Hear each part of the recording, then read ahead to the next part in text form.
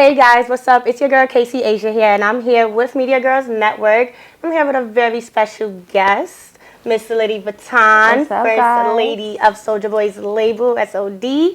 So, how you feeling today in New York? How's New York treating you? I'm feeling really good. The weather is a little indecisive, but I've been loving it so far. Every time I come to New York, it's always vibes, you know? Yes. So I've been enjoying it. High key, you matched the aesthetic a little bit. I'm not That's gonna what lie. everybody say. I mean, you know, giving. it's in the blood. Yes. Okay. So how I like to start off my interviews, I like to really get in the mind of the artist or my guest. And I like to play a little icebreaker game called This or That. Basically, I give you two options. You choose between the two, and then we go from there. Okay, perfect. Let's do it. All right, first. So we're going to start with performing live or recording in the studio? Performing live. Okay. Freestyle or written bars? Ooh, I'm going to say written bars. Yes, okay. Old school hip-hop or new school hip-hop? I'm going to say new school hip-hop. Okay. Headphones or playing on the aux, like speakers? Headphones. Okay. A few more. Making hits or making classics? Making classics. Timeless. Getting a Grammy or getting a platinum record? I want a platinum record. Oh, yeah. I want a platinum record. Fame or fortune? Fortune. Period. Gotta get the money. Gotta get the money. Viral moment or loyal fan base? Loyal fan base all day. I love that. Tour bus or private jet?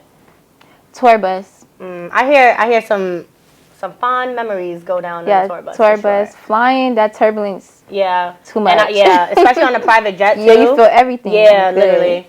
Last one. Sold out arena or intimate venue? Sold out arena. Period. Want to be big. All right, so we're gonna get into the questions. So you are from South Carolina.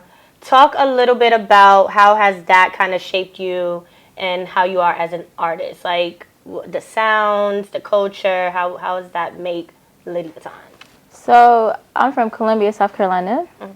So you know we're a city, and man, just growing up there, like it's a lot of like country slang, like, you know, very southern. Everybody has this southern hospitality, and I really feel like that instilled just my kind-hearted, you know, nature. It gave me a good grounding of community, and also just being like authentic too, because it's like one of the first places that I grew up sticking out like a sore thumb. Yeah. You know, because it's like, you know, it's the country. So like a lot of people give me like, oh, you give New York, you give LA. So, you know, there it was like, oh, yeah, she's different. Yeah. But my upbringing there has been very much so, just like I said, into the southern just hospitality it gave me, for real, and just family-oriented vibes. Yes. The South, that's what it always gives. Like, very close-knit, very nice. That's why I'm like, you like New York? Because we mean up here. Like, y'all be nice to me. So. I love that. Yes, period. Now, what were your musical influences? Like, listening, was there anybody mainly from the South, or was it a little bit of... So really, it was actually my family. So my dad was a producer, is a producer. So when I was like, me and my twin brother, we were like super young, like 4 years old. And my father would have sessions and people would come and they would just make beats and people would be rapping. And so I remember just sitting in a high chair, just like, oh my gosh, this is just being enamored with watching it, until as soon as I could formulate and understand what a flow was, me and my brother just started like creating our own little music. Nice. Yeah. Now, your dad was more a little bit, I guess, behind the scenes because he was doing a lot of producing, a lot of engineering. What made you want to like step out and be the artist, though? It was just like, okay, so this one Christmas they had bought me like these mud like black go-go boots, and I got a cassette player, and it was like pink, and I had my uncle used to listen to a lot of Nas. So Nas had like this song called "I Know I Can Be What I Want to Be. If I work harder, then I'll be where I want to be." And so I would listen to that, and I would just be put on those go-go boots, and I would run around the house, and I would just be acting like I'm in, my own show. And I loved it. I was like, oh, this is what I want to do. Like, I want to be a musician. I always knew since I was 4, and my parents would tell you, like, she knew from young that she was going to do music. Yes, and I love that. And I'm pretty sure you had, like, the support, especially growing up in music. So that's great. Now, where did the name Litty VUITTON come from? Like, were you always just lit? I was always lit. So in my, like, early clubbing, going out eras when I was, like, 19 and 20, me and my sister, shout out Snack, we would go out to parties, and we would just be always, like, a vibe. And everybody would be like, oh, they're lit. Oh, she's so lit. And one day my sister, it was, like, 6 o'clock, and she was in the morning, and she was like, you know what? Your name should be Litty. And I just remember calling everybody, like, I know what my artist name is. It's Litty. Period. And then VUITTON came. She gave me, again, VUITTON a year later. And that was just because of my style, of, like, my love for, like, clothes and fashion and expressing myself and through what I'm wearing, you know, how I style my hair, just, how I put things together. So she just gave me Litty VUITTON. And it just stuck, Not gonna lie, we need to get you that Louis deal. No, for real. I'm manifesting it. Yes, exactly. Yes. So, what challenges or experience did you have, like, getting into the music industry? Because it's hard. I hear it all the time. Like, especially in the beginning, becoming that independent artist, trying to get that traction. Yeah. How was it? Like, the challenges? So, I was blessed, honestly, because my first song ever actually blew up in my city. So what I experienced through, like, hardships was, like, basically maneuvering through a community where people can have egos. So maneuvering through where people can see, your light, or just see, like, where you're headed to go. And, they could do things to try to dim it. So really, it's like, it took a lot of, like, self-assurance, like, consistency in myself, of knowing that, like, I gotta applaud for me before anybody else do, because the people could be around you, and if they don't applaud you, then they'll just feel like, oh, well, then she'll just dumb it down, or she'll just stop doing what she's doing. But I've always had that tenacity and ambition of, like, I feel like this is fire, I'm gonna keep going, to the point where I even moved out my city to just grow more and put myself in uncomfortable positions to grow and to align with people who see me for all that I am, and, like, oh, let's work. So I always say, just the hardships is just being consistent and constantly developing a mindset of, like, you're it, you have everything you need to succeed, you just have to actually just show up for what you say you want. Facts. Now, I know you said music has kind of always been in your blood since you was 4 years old. It's something that you wanted to do as a job, basically, as your career. Now, at what moment, though, when you was in it, did you was like, oh, yeah, people fuck with me, like, this is it? It was, I would say it was A3C. Audio Mac had brought me out to do A3C, and I was the only female, so it was me, it was Lil Keats, like, one of his first big shows, Lil Candy Paint, Young Ma, and and me. And so when I went out there, we did it in Atlanta, and I did that show, and people were just so, like, they gravitated towards the energy, and they loved the music. And then Audio Max started just, like, helping me get my account verified with them, and I just started posting, and they just started being, like, very supportive of what I was doing. I'm like, oh yeah, this is it. Like, I'm getting paid to travel, to go to these different shows in different states. It was fire. Were you nervous being the only woman on there? Surprisingly, no. That turned you up more, actually. Yeah, that turned me up more. I was actually more, in the beginning, I was more camera shy than, like, being on the stage, which it didn't make sense, because when I'm on stage, it's like, I just lock in. Yeah. For sure. Okay. Now, first of all, are there any misconceptions about Litty VUITTON at all? Is there anything that people may have misconstrued about you? I would say people that have met me, like I said, in my past, they could have took, like, my meekness, my calmness as, like, a type of weakness, but really it's just I've been very observant, and I'm more quiet, and I just observe because I'm more discerning of energy. I'm not always just so quick to give people all of my personality, because that's something that you have to, over time, get access to. Yes. You know what I mean? So that misconception could have been like, oh, she could be naive because she's so, quiet and kind and nice. But it's like, no, that's just what angels do. But at the same time, we move, we play chess. Yes. You know what I mean? We Period. move diligent. So wait, I gotta want to guess your sign now. Are you a Pisces? Close. Is it water sign though? No. What's before? It's a water bearer. Aries? No. What's after? Before Pisces? Before Pisces is I don't even know what is Aquarius. Aquarius, yes. Yeah. Yes. Okay, Aquarius is like air. Yep. Okay. Air element for sure. It's giving. Yeah, yes. thank you. Now, how has your growth been from the beginning of your career to like now?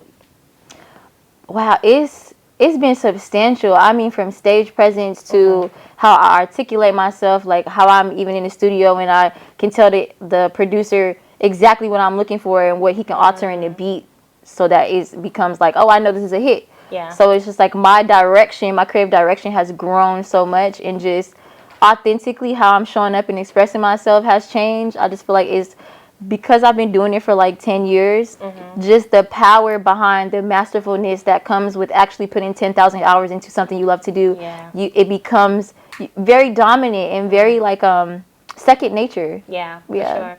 And do you think the confidence also plays a role? Because like in the beginning, you could have that little self-doubt, you could kind of get in your head, like, am I good enough, you know? But after, obviously, you get that traction, you get that confidence, you're like, yeah, I know exactly what I want, and this is how I want to execute it. And it feels good kind of to have that creative control. It does. For sure. It does. Because I hear a lot of, like, horror stories about, not being able to have that control. So it's good that you have that voice for sure. Now, I kind of want to dive into the whole Soulja Boy meet. Honestly, you got the SOD chain, repping it, period. Now, how did that initial link up happen, and what were your initial thoughts when meeting him? Like, is he exactly how he is on the internet? Okay, so let's get into it. Yes. So, like I was saying, I moved to LA when, like I said, I already did everything I could do in my own state. And I'm like, I have to get out my comfort zone. I have to go somewhere that I can grow and align with people that can help me sharpen my tools, because it's what I want to do. Right. So I went and put myself in like what they consider like a fishbowl, where everyone is out there pursuing something. But I still went and did it. And I was being in the studio every night, grinding, working, and just being locked in, making I made an album right before I met him, and I was just casually scrolling on Twitter. It was Thanksgiving, and so I didn't have no family out there, so I'm just chilling Thanksgiving, and something just told me to go on Twitter. So I just casually scroll on Twitter, and I see a post saying, "Hey, I'm having a kickback on Melrose at my store." So I looked in the mirror and I was like, I don't care how nervous you are, this is your opportunity to, one, I wanted to gift him a jacket because I have a brand called Star Kids, and it's all about keeping your imagination alive and stuff. So I viewed him as a star kid, so I wanted to gift him a jacket, so not only just put myself on with music. So I was like, you know what, girl, you're going to get in this car, we're going to go down there, and just your one shot, you're going to shoot your shot. Yeah. You know what I'm saying? You're going to do it. And I drove down there, I walked in, and at first I didn't see him in there, so I was like, but then he walked right in behind me, like literally seconds later, and then I just introduced myself, told him about my brand, gave him a jacket, kind of just chilled and peeped the energy and just vibed there and put my presence there. I wasn't doing a lot, I was just chilling. And then when I left, I just, let him know I do music, and he actually stayed tuned and connected and, kept up with what I was doing over the months. And by the time he went on his tour, he hit me up and was like, let's work. I really rock with you. So, and now we're here. Yes. Yeah. I love that. Like when you're shooting your shot and you make it. Yes. That's so fire. When you went up to him, was there it was just easy to talk? It was, because sometimes security be wild. Yeah, no. So one thing about Soulja, he has security, but he still maneuver very humble, very humane. Yeah. So it's never it's not nothing on that. It was very very approachable. We're at his store, that's he in his comfort, he in his zone, Facts. Yeah. Love that. I know he said let's work. But what was the moment when he actually signed to you? So it was I made a song called Two Step. And you know, I had quoted a bar in there that's like, I need a soldier who gonna keep them stats on deck. So like, I went and I asked him, can I come shoot the video there? So I shot a scene there, and he got in there, like, he got in the scene. And so it was like us just continue to talk about music, and it was like, yo, let's work, let's see where this go. Let's do a project. Let's do it. Period. And it's skyrocketed from there. Now, how surreal is it to like work or be signed under somebody that you literally grew up listening to? Like, that's like a full 360 moment, and it's like kind of surreal. It is. Like every day is surreal to me. Yeah, like I'm under Soulja Boy's label. Like, yeah, I'm the first female ever. Yes. You know what I mean? And it's just it's a blessing. I almost feel meant to be in a way. Like it allows me to feel like when I was 12 and I was watching, y'all remember Time Warner, the Music Choice on Demand. When I was watching those videos, when I was watching those videos, where I was, the energy that I was attracted to was like, oh, this is a young star. He is showing you what you can do. You know what I mean? In your own authentic way. Yes. So for it to be like full circle and me not understanding that, me using my imagination and envisioning me playing him my music, that was a form of what they call manifestation. And I didn't know what I was doing at that time. It just felt good to imagine that, like, you know? Yep. So for it to come full circle and over years and years of God knows how many people done play him their music. You know what I mean? So to be here and be like a legendary, like part of that, being the first female artist, is like, it's God given. It's truly a blessing. You know? So I just feel like it's a blessing. Yeah, for sure, for sure. Now, has he ever chopped it up with you and taught you any valuable lessons about the music industry, or maybe what to look out for, how to maneuver? Oh, for sure. The number one thing that he always like is adamant about is, you know, stay humble. Yeah. You know what I mean? Like, stay humble. You know, be a student and just stay humble, and just consistency. Like, every day you get up, like, it's a whole new day to get up and make something happen. Yeah. New day to get some money. A new day to go after what you know. Nothing. The dream is just a dream if you just continue to sleep. So, you know, like, I like that one. I like that one. Yeah. Yes. So yeah. Yes. Okay. And now you got this new project out, 1-800 Motion. I love that. I love the cover art too. It's very girly, but also like street vibes. Yeah. Like, you know what I mean? Like streetwear vibes. I don't know. But like, what was the motivation behind that cover art? And the name of... So let's get into the name. So it's 1-800 BABE, but it's pronounced baby. So it's Baby Motion, and I specifically changed the Y to an E to emphasize emotion, because every track is like everything this girl has, you know, went through, and the emotion and energy that I was in when I was in the studio. So it's like there's fun vibes on there. I was in a good mood. I was, you know, there's, you know, lover girl vibes on there. There's party vibes. There's uplifting, inspirational vibes. Like, it's like a soundtrack, like a hotline to my heart, how I like to say it. So that's where the phone came in. And it's really about this girl creating motion out of nothing. So that's how Baby Motion came about. Yeah, and, you know, just the 1-800, I just thought of the phone booth. So then, and I made the cover art myself. So like, you drew it? Like, so you know, graphic design, and then a little AI, and Period. Yes, bring your vision to life. Yes, I love it. Now, do you have a favorite song on the album, or? I do. I really, really, really love. They're all my favorite, but like the one that I find myself listening to a lot is called Bling. Because Bling is about, like, you know, me actually manifesting. Like, when I got gifted this chain, I was inspired to write that song. Like, it's about, I really did it. Like, you have to walk it out to be a Soulja girl. You know, diamonds on my neck. It's a whole new world. Like, I really manifested it, and it came to life. Like, talk about how I was 10 years old, screaming stacks on deck, and you know, so Bling it means a lot. Yeah, it's personal to me. For sure. Yeah. Now, how was it getting the track list together? Like, was it very intentional as far... Okay. Yeah, it's very intentional. So how I create, like, I'm not one of those artists that I'm in the studio every night cranking out 10. And I just don't, for me and my energy, that's not the best when I create the best music. How I curate these projects, like, I give myself time. I give myself months to live, because when you live, that's how you can truly create. You will have nothing to talk about if you don't have moment to like live. That's a fact. You know what I mean? So I gave myself time, and it was very intentional of like, okay, just being authentic. I wanted to bring more of my southern roots in there, so I have like more of a raw rapping, Yeah. you know, as opposed, and in exchange with my melodicness too.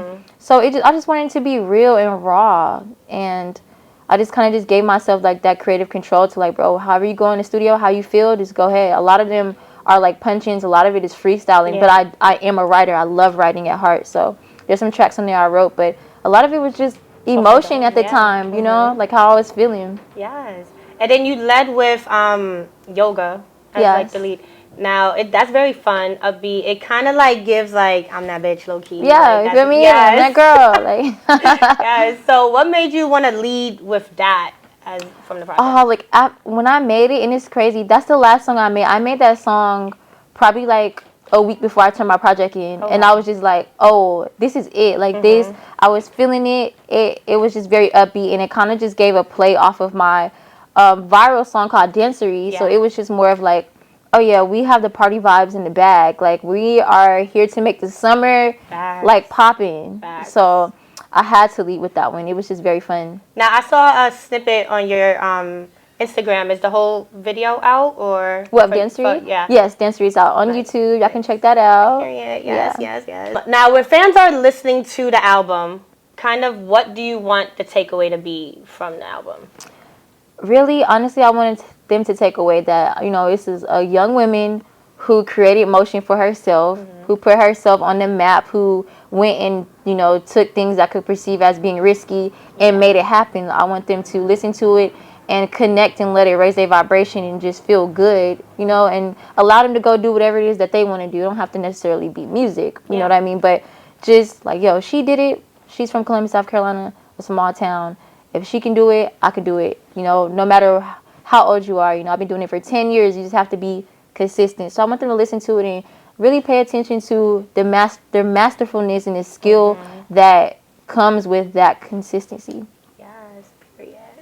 Now, 5 years from now, what does success look like for you? Do you feel like selling out arenas? Maybe is it acting? Is it like what lane do you see yourself 5 years from now?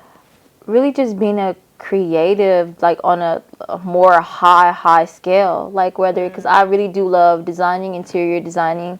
I love music. I love directing. If I wasn't an artist, I would be shooting music videos. You know, I directed Dancery. I just love to have my hands in the whole creative bucket. You know, could be some acting for like skits for myself and for my rollout and stuff like that. But I'm just overall, I just love being a creator and artist.